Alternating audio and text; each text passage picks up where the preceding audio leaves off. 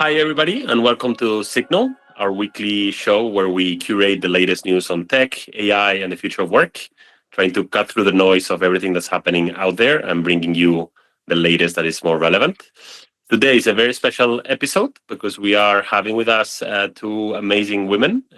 We have Sofía and Giulia that have been awarded the Supernova of the Year in the Nova 111 list of Spain and Italy. So welcome, ladies. How are you? Hi. Thank you. Fine. Super happy to be here. Excited. Yeah, we are super proud to have you here. For those of you that might not know about the list, I mean, your LinkedIn feed should be flooded with it, hopefully, if we have done a good work. But basically, the Nova 111 is a list where we try to find and empower the most talented 111 young professionals in the markets where we are present. So for now, that's Spain, Italy, Sweden, and the UK. For now, we have released the 2026 list of Spain and Italy. And in these 111 people, we are actually dividing them by industry. So we have chosen kind of 11 industries, such as energy and sustainability, industry and infrastructure, management consulting, and so on. And we have 10 winners across those 11 verticals. But if you do the math, 10 times 11, that's 110. And the list is called Nova 111 because there's a supernova of the year, like a candidate that has shined kind of brighter than the rest. And in this case, we're lucky to have the two most bright shining stars, which are Sofía and Giulia. So yeah, exciting to have both of them and to be able to understand what they have done with their careers, so that the jury of the 111 would, consider them to be the best. So yeah, maybe starting with you, Sofía. Would you like to maybe introduce yourself briefly in a minute so we get a bit of context of your career? Thank you, and thanks, Ramon and Andrea, for having us here. So I'm Sofía Radley, although my surname doesn't sound like it, I'm actually Spanish, born in Spain, and I'm a pharmacist by training, and actually chose pharmacy out of a really deep passion for solving something I didn't really know what, but something that was personal frustration with the experience my mom had gone through by having multiple sclerosis growing up.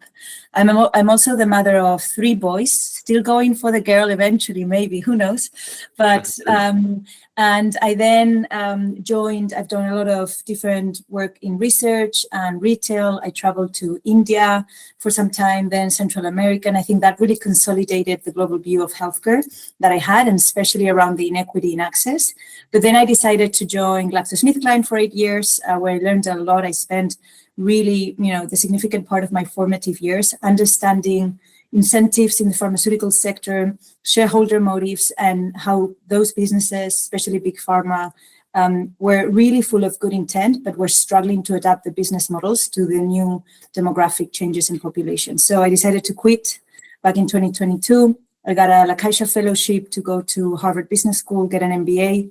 I was a pharmacist by training, had no idea what business school was about, had never really owned anything financially, but I had an intuition that business and technology was at the core of disrupting access to medicines, right? We live in a world where you can almost get anything through Amazon in any corner of the globe.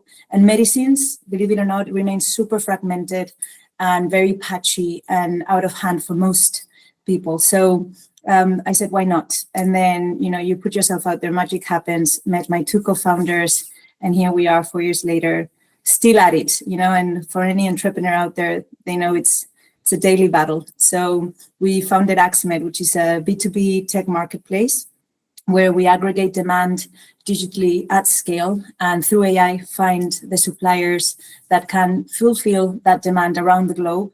We also have a logistics as SaaS add-on where we also lower the cost massively, not only through demand aggregation on the cost of goods, but also on the last mile delivery of pharmaceutical products to low and middle income countries. Our biggest markets are mostly in sub-Saharan Africa, but we're now starting to expand to Southeast Asia and South America. So that synergy is what Axmed does. We're building more stuff as we speak, but super cool. So basically, if I understood it well, Sofía, what Axmed, your company where you are COO, right, and co-founder, does is that I'm, a pharmacy in, Nigeria, and it's hard for me to get the drugs and medicines and through your platform, I can kind of order them and get them. And maybe there's no other way for me to. Is that how it works? Or I'm a hospital, Yes. maybe? Like, who am I? Yes, so our customers are mostly governments, public procurers, NGOs, multilateral organizations, and some chains of pharmacies. But those are the minimum instances just because they are usually private businesses and we are a social enterprise. And we're looking to lower the cost of medicines to stretch every dollar that these governments have to expand access to medicines, both on affordability and availability. So more or less, usually not an individual pharmacy, but bigger government procurers, NGOs that are usually the biggest, faith-based organizations are massive, Christian, Muslim groups are normally the biggest coverage of healthcare in these countries. The public procurement coverage hovers around 5 to 10%, so very few people have actual access to public healthcare. So they would order through us. We have AI, of course, as anybody nowadays. We were lucky to start the company in 2022. I still remember doing the first pitch, trying ChatGPT and thinking this is terrible. I'm not going to use any stronger word, but we've grown with AI as AI has grown too. So there's a very powerful mechanism, which is one of the limitations actually in global health. It's finding the supplier, because you're limited sometimes to, so tendering used to be done through an Excel in the government website. Pharma used to have high patient acquisition costs, hiring hundreds of people on the ground, figuring out who needs what, and then bringing that product into that market was super expensive. You relied on local distributors that, let's be honest, sometimes didn't have the best intentions, margins and lack of transparency, lack of data. The value chain was so broken and opaque. Mm-hmm.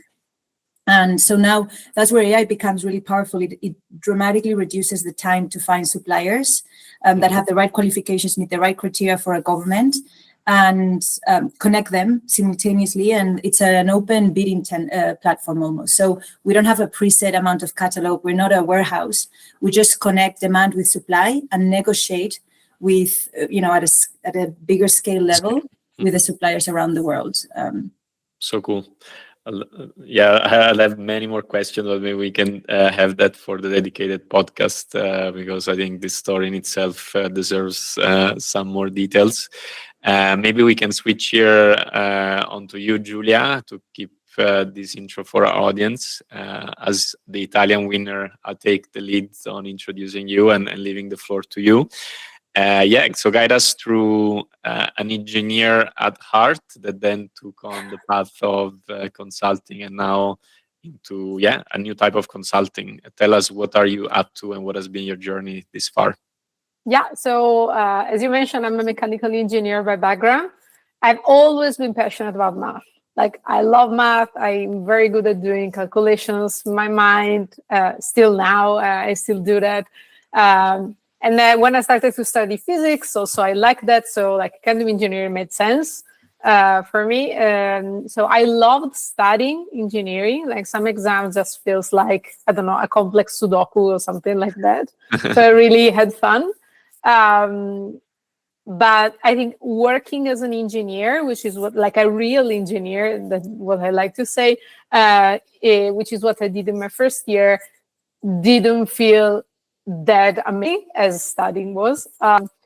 The reason was I didn't really feel kind of a path forward. So I felt there were colleagues that were like 15 years into the career doing the same thing I was doing. And I was there like, did I really study that much? Like on Saturdays, on Christmas, in Easter, to do that? Like I need, a challenge. I want to demonstrate. I want to show what I can do, I'm capable of. I want to, to feel I'm using my brain at its fullest.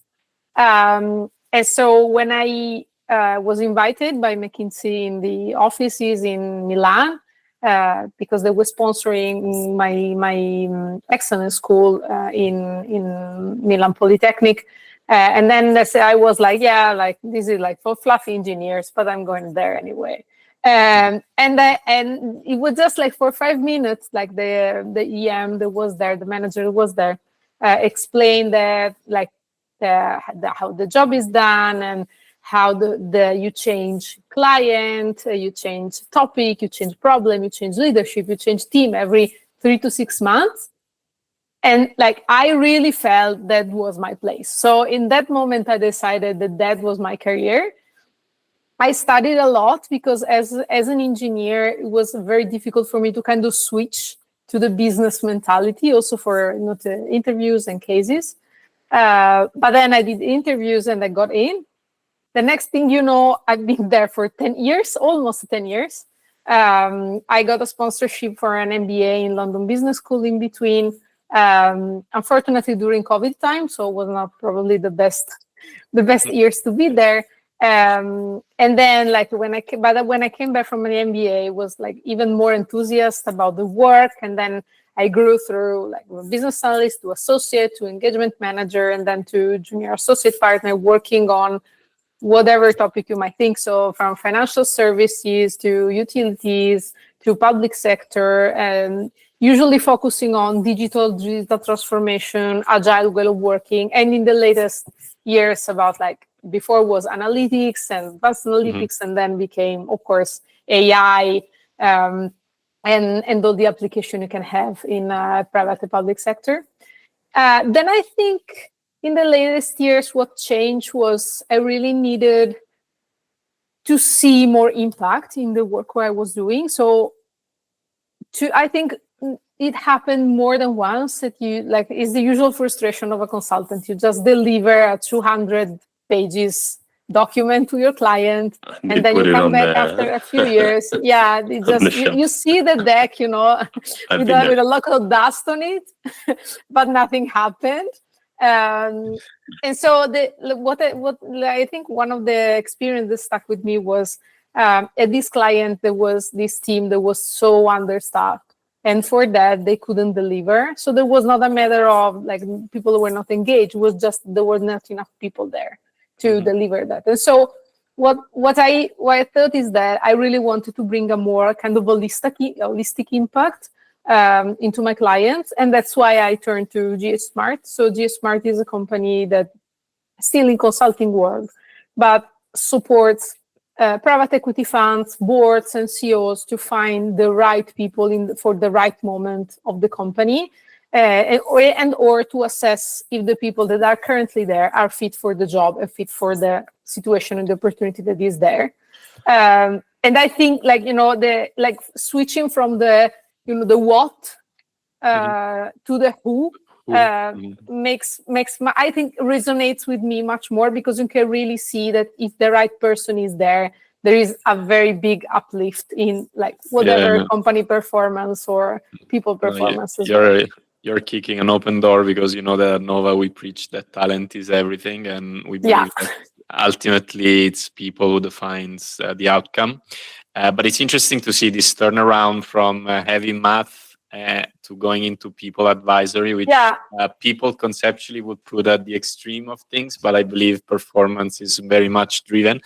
Since we are on this topic, I think a good question that I always ask, also seeing how the world is changing, I think your career is the traditional career anybody at any excellent school, even at Bocconi where I study, would picture, like going to management consulting and then switching to maybe something more impactful.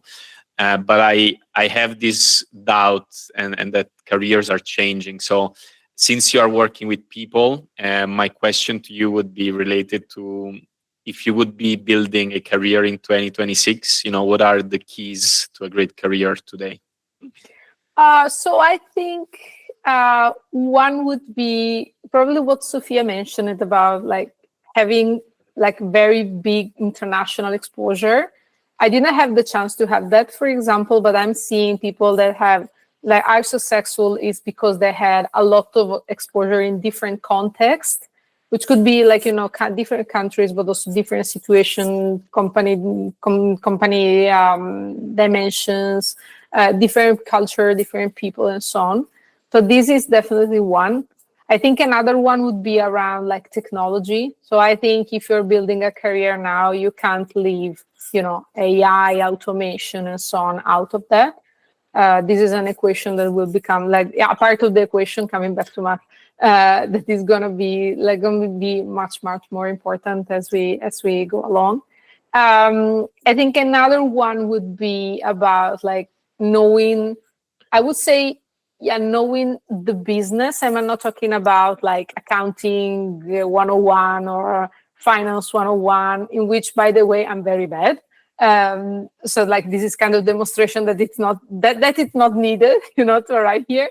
But kind of understanding, so it's more on a soft skill side. So kind of understanding how things works, and it's not something that you usually learn at university, because you are focused on very vertical knowledge, while you really need to understand kind of the business sense. So how things are moving, how things should be done in a company, how you should move to have success, what to focus on and what is less important. So I think this would be like the three pillars I would be the career on. As a good consultant. Yeah, and doubling down on that, what since you are talking to CEOs, Giulia, and executives all day, and helping them find the next generation of great leaders, how is AI now? What's the role of AI now in their agendas? Like, what are they thinking about? Are they thinking about cutting costs and having fewer people, or are they thinking about having different type of people, or it's more of a growth phase where they actually see themselves hiring more? Like, what's in their minds? What do they share with you? So I think that there is a fair mix on that.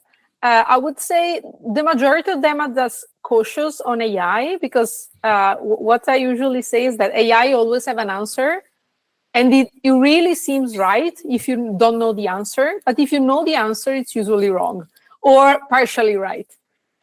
So I think the thought here is, if you give AI to people, like to anyone, you are risking that they don't kind of check whatever is like the answer that arrives to them. And so like more mistakes are done. So you need people that already know the answer. So another thing is the hiring is focusing a bit more on experienced hires rather than very junior people, because like you say, okay, AI can do research for me, for example, or synthesize documents for me, or look for data in a certain document for me. And this is something very junior people usually do. I also thinking about business analysts in McKinsey, for example. And AI can do that pretty fine. What you would need is more on expertise. So someone that can challenge AI, can look into the AI answer already knowing something about that, and being able to have a kind of a discussion. So I don't think there is a firing trend on that, even though we are seeing something on that in technology. I think this is like in every news. But I think we are seeing more a kind of a switch in terms of the profiles that people are searching. So it's more on the expertise, is more on, but on the other side, people that are technologically savvy, because you're risking the people that are expert tend to rely just on that. So there is, I think, a fair mix of people that want to experiment, but still have the vertical knowledge to kind of challenge the AI answer. And I guess the follow-up question would be, what do we do with the juniors? No, we have discussed this already with Andrea, but if nobody hires the juniors as junior analysts at McKinsey or in a graduate program for GSK, like how do we generate judgment, right? I think exactly judgment is a word. No, I'm seeing more and more. Like, but you people that are good with AI, they are typically having, in my experience, like both curiosity and judgment. I think a junior can have a lot of curiosity, but if they don't build the judgment, it's tough, no? Yeah, but I think I think this is not the first time happening. So every time there is, a big change in the market, you always have some people that are not useful anymore. I don't know. I'll just think about when the automatic, the direct telephone direction was invented, or when the computer was invented, or the calculator was invented, for example. So there were people doing that job before. It's not that, everyone will be unemployed. I think the thing is that, like the thing as a student that I would think about would be, how can I specialize, or which are the skill set that are needed and are searched for in the market, even for junior people. So I would not probably go to being on the market, being a generalist, but maybe specializing a bit more on, something that is needed. So either vertical knowledge, but could also be like on technology, or I'm great at prompting into AI, or I'm great at programming. That would become, there are skills that were not that needed before, but they'll probably be more needed in the future. And Sophia, we say lately at Nova that we are living a singularity in 2026 because we are feeling that kind of the world is flipping around. Like our engineers don't code. We are automating a lot of our work, also on the business side with AI. In Axmed, no, I guess it's also kind of startup, young organization. How is AI changing the way you work? I mean, look, guys and ladies, when Luis reached out, I thought, like, does he have a camera on for this podcast? Because the last 4 weeks have been hectic for us. Even like, and all the news coming out now about Anthropic taking over ChatGPT, we literally flipped everybody to Claude only like a few weeks ago. Like, this conversation couldn't be more timely. I was really liking listening to Giulia because I think this is a really hard time to be an incumbent. And I'm realizing that I haven't had to be on that side, meaning when you have 1,000, 10,000, 100,000 plus people organization, it's a whole different boat to turn around. And to your point, Giulia, and the points you were making before, it's actually conversations we're not even having to have, right? The reality is that Axmed, we're now 52 people around the world. And we would need to be currently, to build what we have built, before 2022, we would be needing around 150 easily. But we can do what we're doing with 50, right? So I think it's the same process, but very different feelings of the same situation, because it's enabling unprecedented scalability, and most likely, you know, for Nova and smaller organizations, you're looking at the equation from the other side and really benefiting from the tools before you've made these long-term investments and CapEx that now you have to untangle, right? So for us, we're in a very different moment of the journey. It's been incredible to see the amount of areas of the business where, rather than hiring 20, especially in a very highly regulated market like the pharmaceutical sector, you can imagine quality, good manufacturing practice inspections, good distribution practices. There's that in itself. Like, if you look at an incumbent in our space, they have quality teams of 100 to 200 people around the world. We have one plus me. And we use AI, little AI hardware transcribers that we send to do all our audits for us and do all the reporting and the CAPAs and the findings.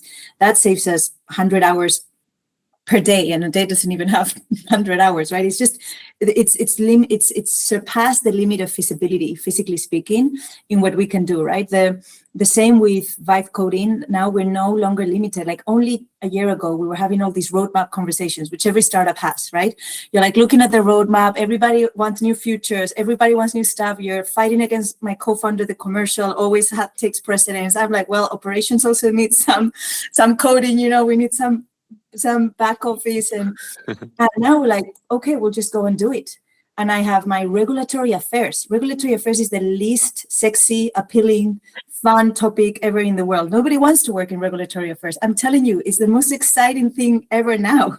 Thanks to AI, we've built an AI engine that answers questions that would have taken McKinsey, Bain months to answer, to get product access into new markets, to get regulatory approvals, to find, you know, triaging between market authorizations. And I have 2 people in regulatory affairs around the globe.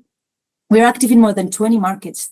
There's no way you would have had pharmaceutical presence in 20 markets with 2 people in 2021, not even in 2025, by the way. It's just, this is very nascent. So it's a really timely conversation. And I think it's interesting to hear you, Giulia, because you probably talk to bigger clients and see how this is experienced so differently. Because even from talent acquisition, we've doubled down on screening for AI fluency. You know, there's the Zapier model. We've also used the Microsoft AI fluency model. And I think I really like your reflection, Giulia, on that. That's very important, but it's not all, right? Because there needs to be a level of being able to criticize and be very skeptical of how you apply AI, especially when you realize some people are very fluent. It's very dangerous to be very fluent on AI in isolation, right? Without being able to apply some critical common sense to it. I think there's really still a value to build a workforce that's very hybrid. Yeah. No, for sure. I was reading this article that is very interesting on precisely the isolation effect, where if we are colleagues in the same company we would go back to our LLMs and start making our own ideas stronger, because apparently basically most of LLMs agree with you 45% more than humans do. And this complacency effect is made so people feel good about it and they use the tool more. There is a research that I invite you to read because it was very fascinating.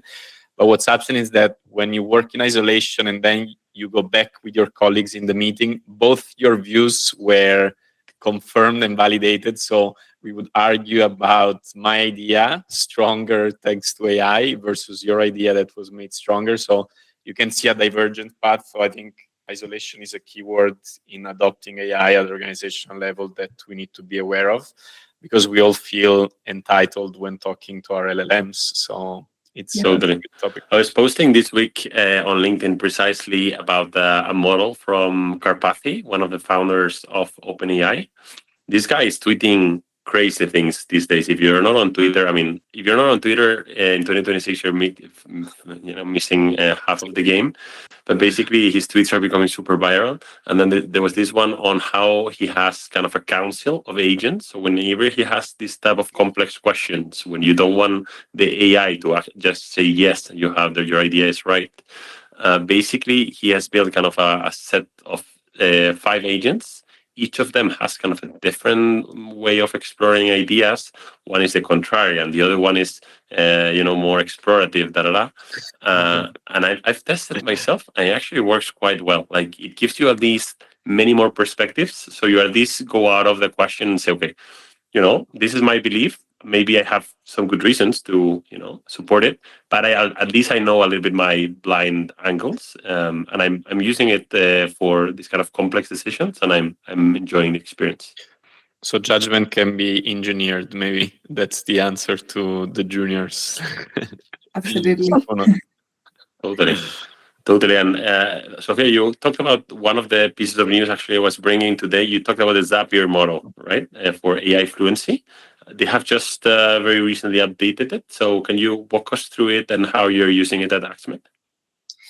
Yeah, so we actually started using the Microsoft Fluency model, which is a bit simpler, just tires, and this was last year, right? Just tires people across awareness, so very, very basic. And we actually bake these into our hiring decisions. So from awareness to readiness, and then, you want, ideally, but to Giulia's point, a good mix of the people who can really take it a step further and start automating workflows, redesigning workflows, and take it a scale up. But we learned more about Zapier model this year, and it's our biggest year so far, hiring in critical areas. I mean, we would have had to hire hundreds, but we're hiring 15, which in an AI world is a lot. With 15 and AI, it's the equivalent of having a workforce of 500. I think what the real, it's a bit harsher, the Zapier model. There's the, I don't know, I can remember how the first level is called, like the unacceptable. Unacceptable, right? Yeah. Unacceptable. I don't know if we can embrace it. Unacceptable is like, it's an assistant. Like the way most of the people would use AI as, okay, I ask questions, I get answers, and ask for correcting a typo on my email. That's unacceptable on Zapier. Yes. So the way we've actually, a clear application of using that framework for us has been that as we rolled out Claude, and I don't know how much you've rolled out the enterprise license for everybody in an organization, but it's very expensive. I was reading the revenue they were generating. I'm like, I can see that, because you're part of it. Like, you blink an eye and you've used all your credits, all your tokens, and you're like in our chief of staff for commercial. She was like almost inadvertently asking for more credits, and all of a sudden we're like, $1,000 in a week. How is this even possible for one single individual? And that's nothing. It's exploiting by the day, right? So it's also a very interesting topic here for COOs and CFOs. Also, it's around how do you start budgeting and forecasting, because it's literally a black hole. You empower people with this tool, and it's very hard to control costs, billing. And so that's another story.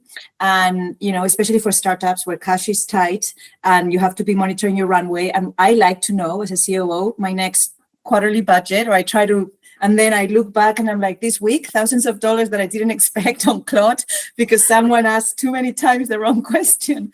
But we've started rolling out, so we only give the enterprise license, after, so we've tied it to certifications and passing certain certifications. Because I think to your point, if you're going to make this investment as a COO, as a business owner, I'm sorry, you have to get really ruthless here. Like this is not a chat. This is not a tool you go to get your emails to sound nicer. Like that's unacceptable. We really need to get everybody to get an ROI, and that's where we're also actually just now, 2 weeks ago, started trying to measure ROI. And it's almost impossible, by the way, because... No, I think you're touching upon a key point, Sofia, because I think there is a difference in between feeling hyper-productive and adding value to the company, either in cost reduction or revenue generation.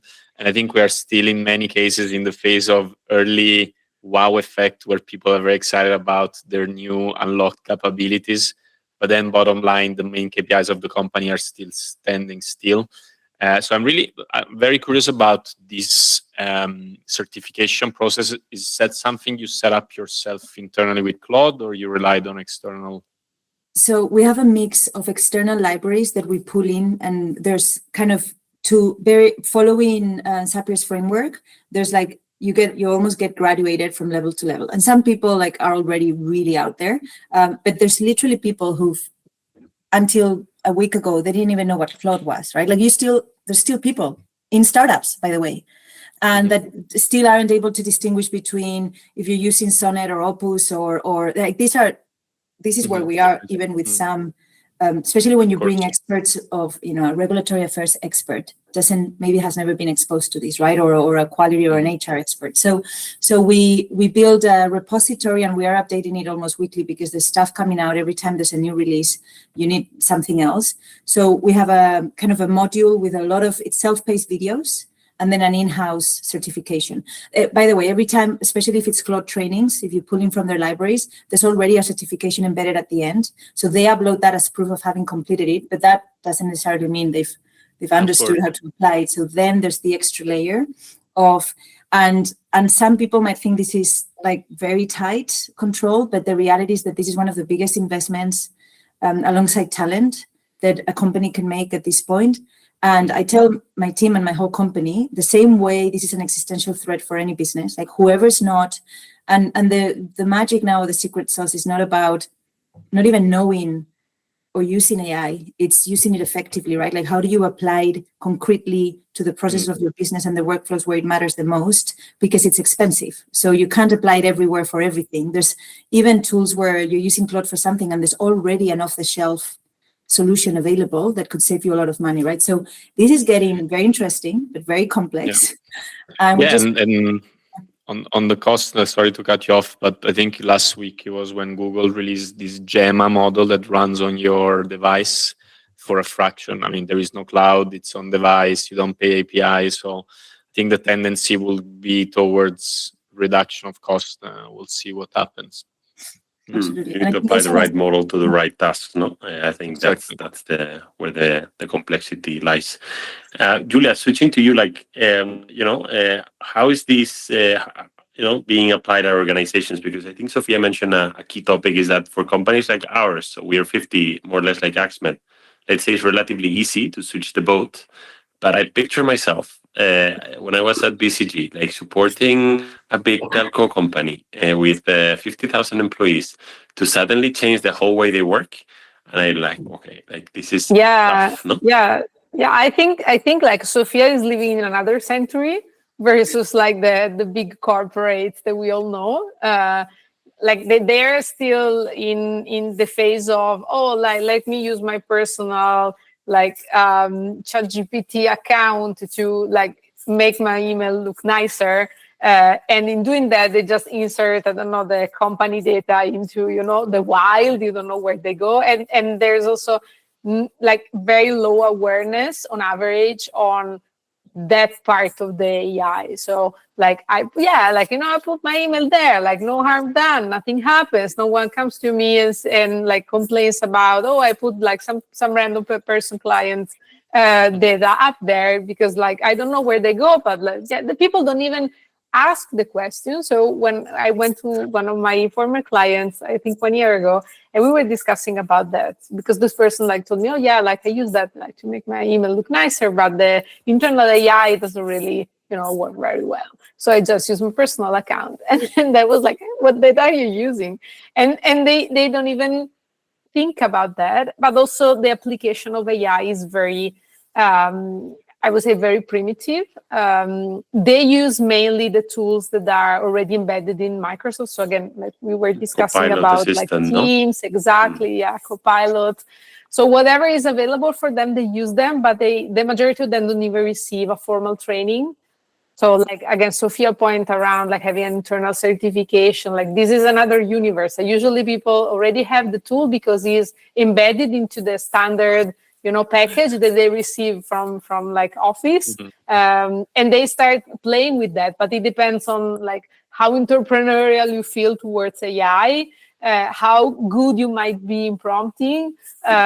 Probably the And level if of you just usage want is to super prompt. low actually for Yeah, many super of them. low. The majority of people don't even know what that, because you are used to to type on words and to write your emails and so on, but you just see the new random symbol, don't even click on that, don't even know what that is. And also like the barrier of usage, so the barrier of starting to learn something new, whatever it is real. So why do I have to take my time already feeling overwhelmed with a lot of projects, a lot of stuff, a lot of meetings to learn something new? Would I really need that? And also, like, my colleagues in the next desk told me that it's actually useless or making lose a lot of time, so not even bothering. And a lot of people don't even use that. So yeah, like I would say another century. And it's a leadership problem in my experience. Like, I think you need fantastic leaders that are able to, if you want to push this at big organizations, I think it's probably one of the biggest leadership kind of challenges of the century, because it changes the game so much. And what's happening the last 3 months is what's really, like, I'm experiencing it at a much higher pace, but it's a whole new world in 2026. And I see it also as an opportunity, right, for small organizations like us to just move 10x faster. And the time big competitors can adapt and change, we probably are hopefully much bigger and stronger to defend ourselves. Yeah. I think leaders have to be change leaders themselves to show that it works and how it works, so that their people will follow. Usually leaders are not, the youngest people, and so not that keen, to learn new things, to try new things. They already know how to do things in their way. They're confident in that. So it's difficult to bring them in learning and being proficient in something new. High judgment, but higher resistance to change. So yeah. Let's switch then maybe to a few pieces of news from the last few days. Actually, touching on cybersecurity, Giulia, that you mentioned. I don't know if you read this yesterday, but there's this new model from Anthropic called Mythos Preview that's been all around Twitter in the last 24 hours. And basically, it's kind of a super model, much more capable, like significantly more capable than Opus 4.6. And apparently, it's a general model, like it's not built for cybersecurity, but it was able to find kind of bugs and breaches of cybersecurity, for instance, in Linux kernel, which means that, basically any organization in the world might be at risk. So instead of releasing it, the Anthropic guys, who are super smart, they are playing again on they are there for the future of the world, for humanity and so on. So they didn't release it, and they are partly partnering with organizations to kind of fix those bugs before they release it to the hands of people, which again puts them on another level of OpenAI, and they are smashing them. Apparently in April they're already with a bigger ARR. I think it's 30 billion against 25, and it seems like you're gonna crush them, because this is exactly the type of messaging I believe that would resonate very well with their clients and their. Definitely. And that will also, like, again, talking about like how that arms, like current jobs and current like people expertise, that there are companies that just do this kind of work, for example. So they do penetration tests to kind of understand which are the bugs and like the problems in the security of companies. So that could be another turning point. Yeah, I think it was CrowdStrike shares that fell when they released, and we're talking about a month ago, their latest model. But this one has really shown incredible capabilities. I think they have been smart because next to their logo now you see Apple, you see Nvidia, you see the leading brand of the industry working side by side. So they start strengthening even more their enterprise positioning. And I think the bigger question, because this was also a couple of weeks ago that Google released some early evidence from their quantum research paper, where they basically said the world will be completely different when it comes to cryptography after quantum computing is out there, because already now they've said that basically the biggest wallets of Ethereum and Bitcoin could be basically violated for the first time. So I think the entire industry of cybersecurity will be seeing a huge switch. So that was another headache for the CEOs you talked to, Giulia, I guess. Yeah, definitely. Yeah, I think we have to accept the world is changing. So we are facing one of the biggest change in technology. Probably like the latest one have been, again, the invention of computer or the internet. And we just have to accept it and probably like try to take advantage from them instead of fighting that or not wanting to learn it. Like it's going to arrive, it's going to hit all of us. Yeah, you have to. It's going to happen whether you want it or not. I think there's probably a few learnings in the Anthropic, how it's growing versus OpenAI. There's this graph comparing the ARR of the both, and OpenAI was ahead by a lot. I think it was end of 2024. There was kind of 1 billion for Anthropic, and OpenAI was already ahead of 2. And they were always kind of significantly ahead in valuation, ARR, and so on. And suddenly, in 3 months, they have not only catch up, but apparently they are already ahead. And it's crazy how the Anthropic guys I think they have released something like 50 products and models in the last kind of 2 months. So they're releasing, like shipping every day, right? I don't know, Sofia, in your case that you are a bit, in the startup ecosystem, like, are you guys planning on something similar or, just shipping, like accelerating product development a lot? Because it seems like a strategy in itself. Like I'm in the news and I spread the buzz because I'm always shipping new stuff. Yeah. So look, we have certainly, I remember when we started the company, we were still using this agile software development methodology, right? Like, and that feels like 20 years ago. And it's what? I think we were still using agile in 2024, let's be honest, like 2 years ago. That it's already like the whole concept of sprints and dedicating like blocking time, it's gone, right? It's a new world. So although we're not at the speed of Anthropic, and there was this leak of the whole roadmap, and their source code, actually, it's their source code was leaked. Which is another thing, like if their own models leaks their own stuff without like, that's where my CTO also becomes very critical, and I appreciate him for that, because I'm like, let's do our pen test with Anthropic now. Let's just forget. And he's like, well, look, they even have their own leaks. So, but that aside, and safety aside, which is also could be another full podcast, we're not at the speed of Anthropic, but it's true that we've changed like the mentality around software development, product management, even the whole concept of a roadmap. It's super fluid, and I'm not saying that we're shipping daily, because it also depends a lot, I think, on what your customers care about. We work with big governments, procurers. So I think this customer centricity and understanding where your customers are, they don't really care about whether the technology can now do this faster or enable these features so much as, are you getting the medicines at the, for lower price, probably. But we're doing internally that future update and future release has become, because you have also an internal customer, right? Especially when you're building a product like ours, where there's a lot of the procurement engine that has back office features. So we're not at the speed of Anthropic yet, I wish, but it has changed definitely that hype of, it's more continuous and it's ongoing, and it's no longer this 3-week, 2-week freeze period, and then we go and push and publish. We had the same transition. We started with from 3 months to 1 month, and then last week we said 1 month is still too long. So now it looks like it will be an always on Kanban with prioritization every checkpoint, and we'll see how it goes.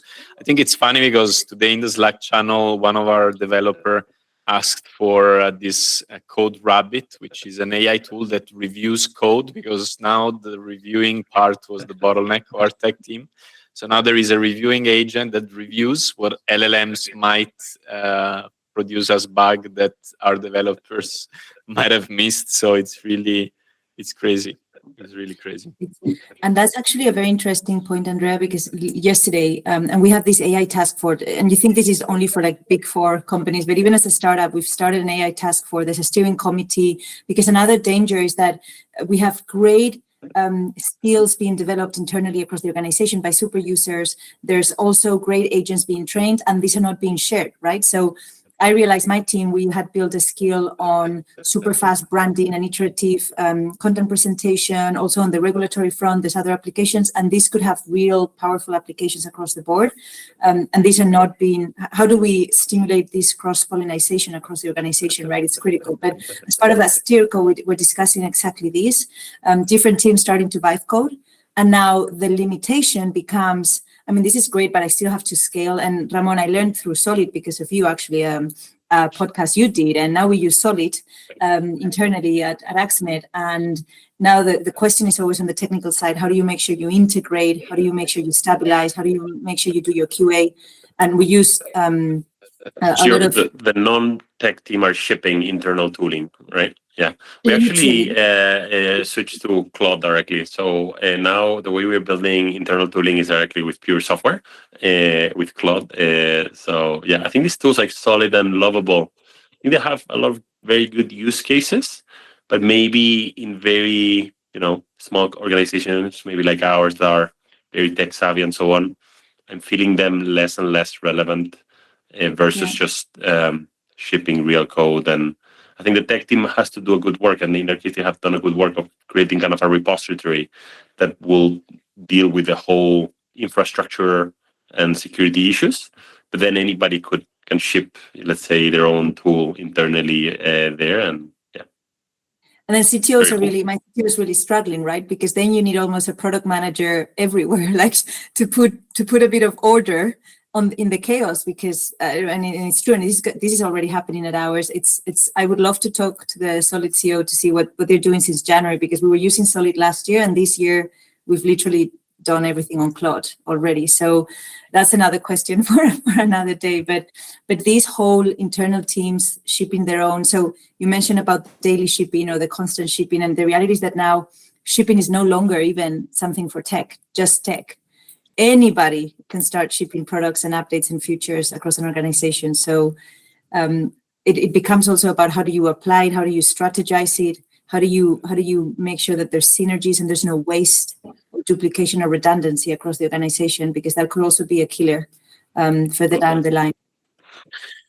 No, very cool. Yeah, and also again, talking about companies in other centuries, like the big corporates are not even, the majority of them didn't even arrive at Agile.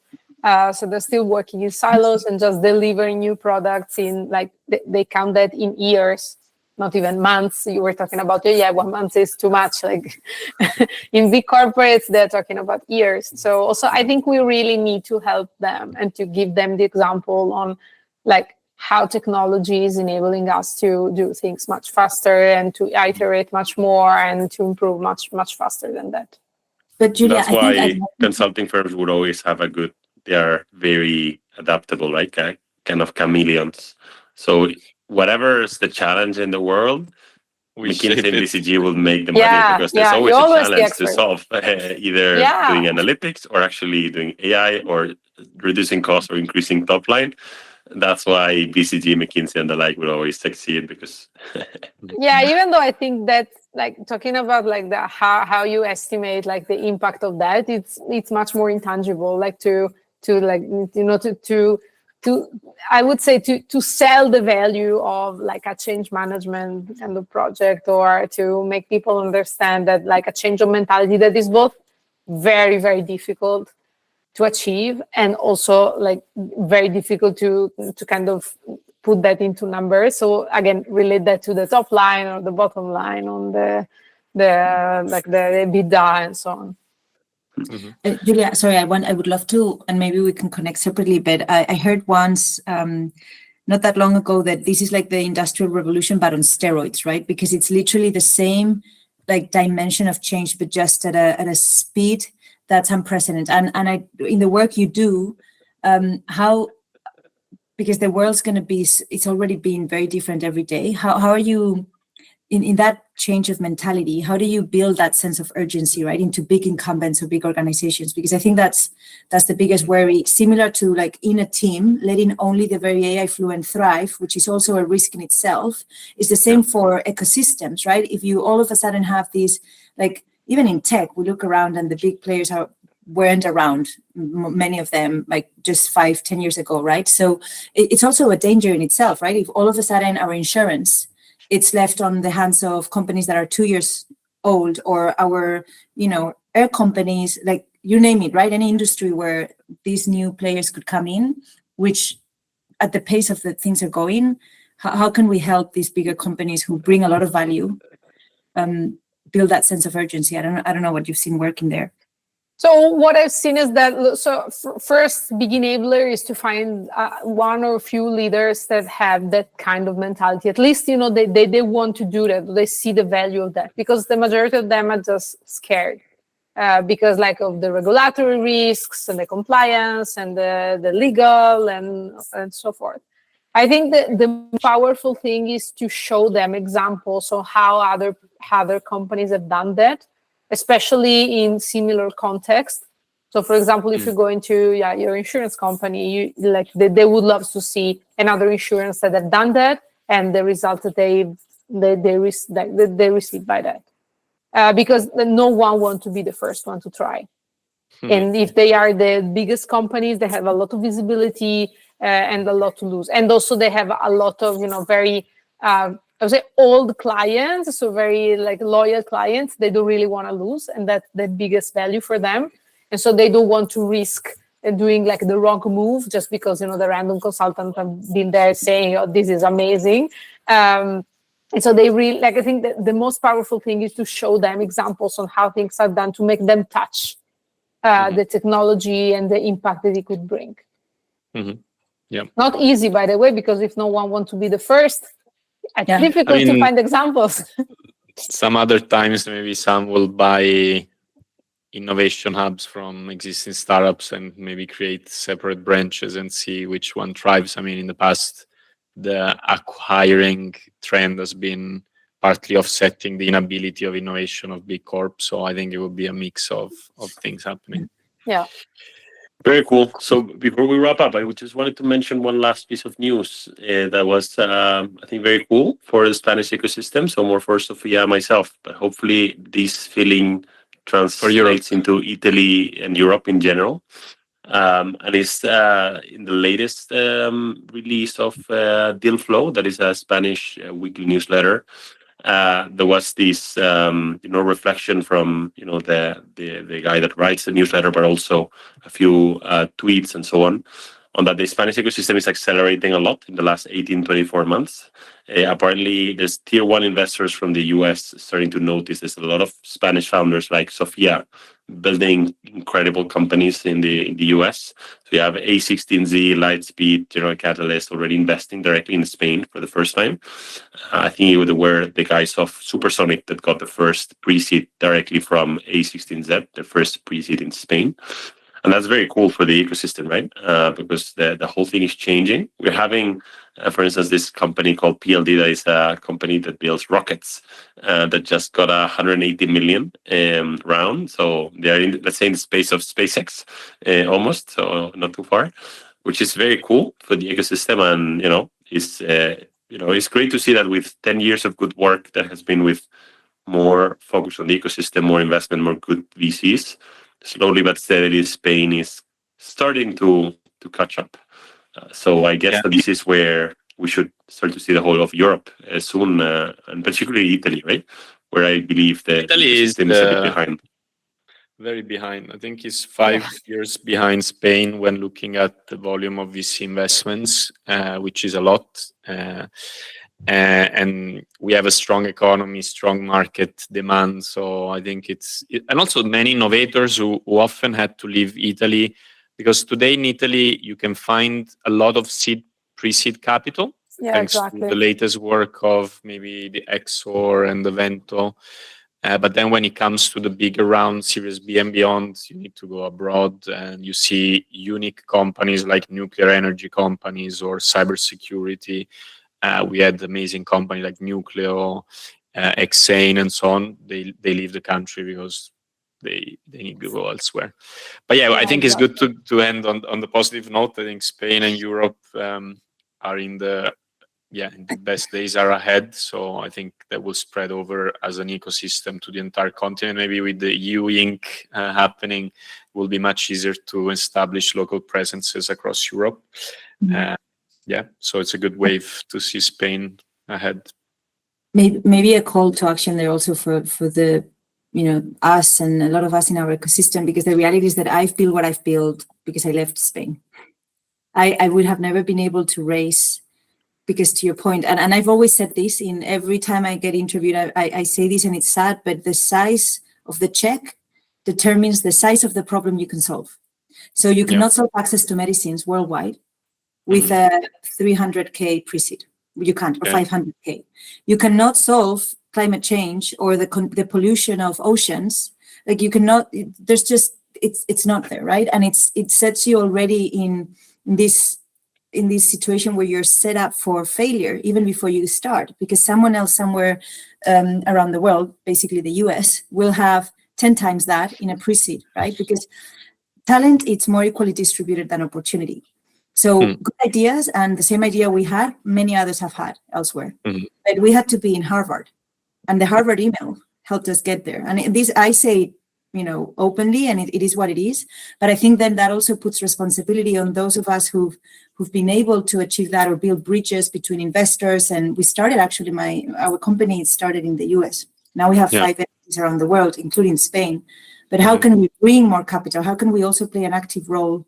I think it's a matter also not only of I think the EU Inc. was one good step, but there's more, particularly on the funding level.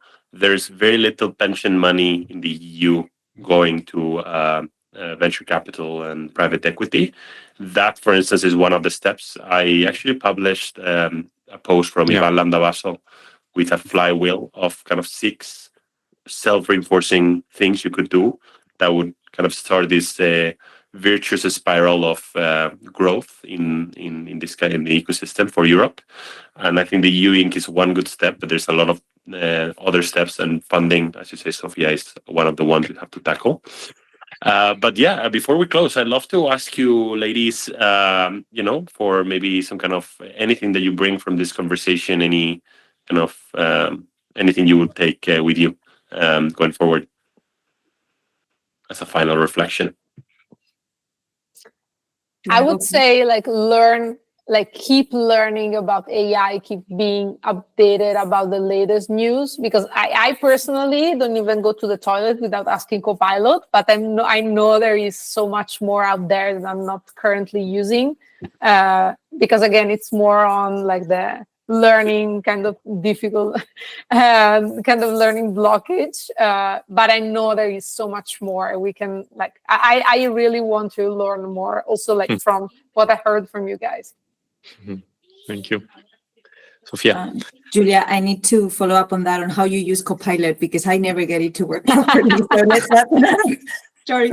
I think for me, it's really around sizing the moment, and whether you're a big company or a small company, I think there's no time for hesitation at this point, right? It's about embracing, getting yourself up to speed, and understanding that the most powerful knowledge nowadays doesn't sit in universities or in schools. It's at their, you can grasp it. It's in everyone's grasp, and it can change you into a superhuman. And we all have it in our phones, on our computers. So that's for me, hopefully something I can remember daily, even when the most difficult challenge arises, there's a way, and even more today than a day ago, and it's only going to get better. Yeah, no, I think my takeaway was to see 2 great individuals representing 2 worlds that should talk more to each other, because you, Sofia, brought in the perspective of a fast-moving startup, and Giulia dealing with big organization. seeing that this connection is a great piece of reflection for us to see how we can contaminate it, even from Nova, because we love building bridges. So yeah, thanks for inspiring us and bringing in your day-to-day realities. And yeah, thanks for joining. Yeah, and just to wrap it up, in my case, a bit similar. I love to hear two very different stories of success. I think that probably reflects on the fact that there's no one way, and you cannot connect the dots looking forward. You have to connect them looking backwards. It's very inspiring to see that this year actually, is very merit based. Like there's no any kind of bias or any kind of quotas. But having two ladies leading the way in Spain and Italy was, fantastic to see. And then closer to the AI, I think that, as Sofia said, then also Giulia, the race is never over. We have to reinvent ourselves daily. And I think Anthropic is becoming a role model in that velocity and shipping. And, I wish that at Nova we keep on pushing that way and even harder. And I'll try to investigate more on the AI literacy because we haven't used it at Nova just yet. I love the Zapier model, and I believe it's something we could definitely include in our interview processes and probably actually in the interviews to Nova, right? I think the Nova membership should have AI literacy already.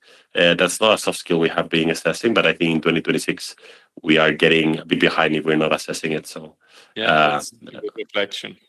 Good to do for Elias and the assessment team. Great. We wrote more work then. Exactly.